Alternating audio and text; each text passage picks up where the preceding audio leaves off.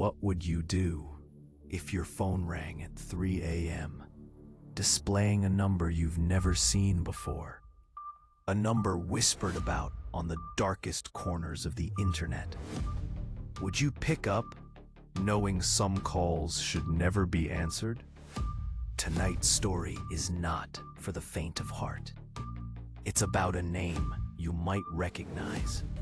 A story threading through forums and hushed midnight conversations.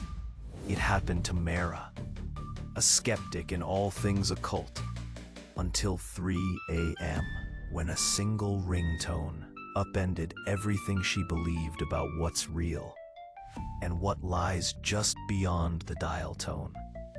Picture Mara's apartment, tiny, anonymous, on the 6th floor. Rain snakes down the window. A clock blinks 2:59 a.m. She shakes off a nightmare and checks her phone, muted by habit. But then, as lightning cuts the silence, her phone vibrates, brightening the darkness.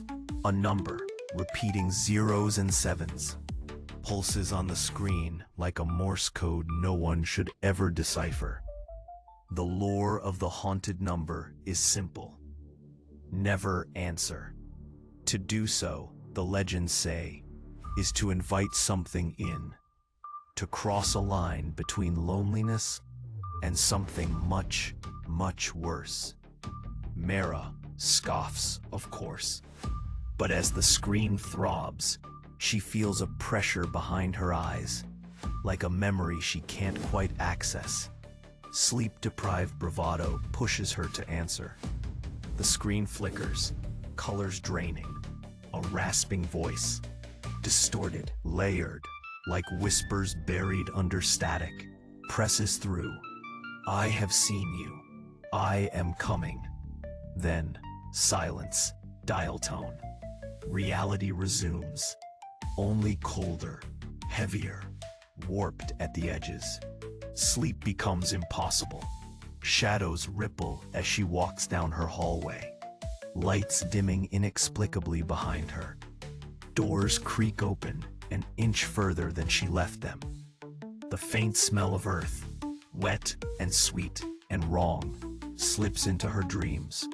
Each night, 3 a.m., the phone rings. Each time, Mara hesitates. Each time, the number waits for her to answer. By the third night, Mara's defenses crumble. She records the call, desperate for proof. She plays the message back, but her own voice echoes instead, pleading, "Let me out.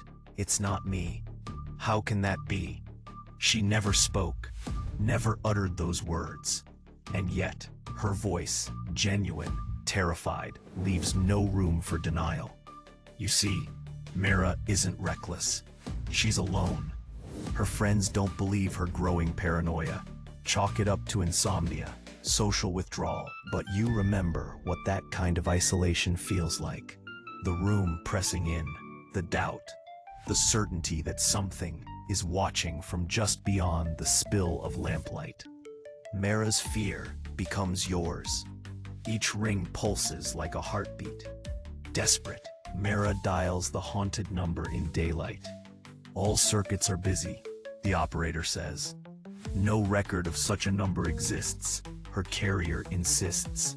She blacks out windows, unplugs her phone. But still, at 3 a.m., the call returns. Unstoppable, patterns form, flickering images in mirrors. Small movements scribed into the fog, on her bathroom glass. Unreadable, except for one phrase, answered to be free. It feels like a riddle or a dare, or perhaps a threat disguised as a promise.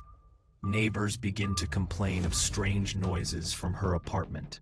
Voices, but only when Mara is silent, holding her breath. Items vanish, reappear in impossible places. Shadows converge beneath her bed, stretching further each night. One night, Mara lets the phone ring on speaker. The voice on the line.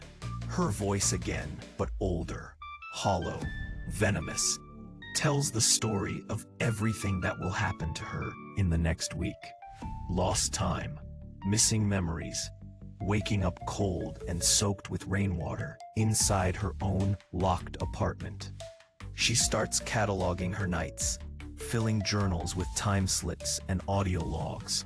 Sometimes, she swears, she sees her own face in the reflection, blink when she doesn't. The line between her and the haunting blurs. Who's real, and who's repeating tragedies over a cursed transmission? Isolation shatters on the 7th day. The call comes, and this time, after a pause, a final whisper flickers through. You answered. Now, answer for what you've become.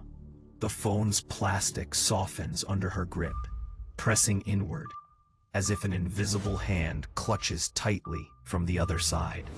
Her scream is recorded, but to this day, her friends insist that the voice on the tape isn't Mara's at all. Urban legend? Perhaps. But stories of haunted calls span a century, from analog rotary phones to modern encrypted apps. Nobody agrees on the number. It shifts, defends itself, adapts. Some say it's a form of digital possession. Others claim it's just the mind, fracturing at the witching hour. Yet, the reports persist, and so does the dread. So next time your phone rings at 3 a.m. and the number is unfamiliar, remember Mara, and ask yourself, is the call coming for you or from you? Days pass. Mara's flat is empty, but sometimes neighbors whisper about muffled voices through the walls, weeping in the static late at night. Her belongings remain untouched. Only her phone, battery drained, sits by the rain-blurred window, occasionally vibrating, though it's long since dead. But if you search her number online, rumor has it, you might receive a call of your own. One ring, always at 3 a.m. Would you have the nerve to answer? Have you ever experienced an unexplained call or message at night? Share your story below, or let us know if you dare to pick up at 3 a.m. Because when the boundary between thought and signal weakens, who knows what eeriness we invite with a single answer. An act so simple, yet so irreversible. Some doors, once opened, can never truly be closed. The next time you feel the urge to answer at the witching hour, remember Mara, and understand. Not all connections are meant for this world. But the most disturbing part, somewhere right now, someone's phone is vibrating, with that haunted number on screen, waiting, pleading, insisting on being answered. And if you stay until after midnight, check your missed calls. Sometimes, stories have a way of reaching through the static, just to see if you're listening.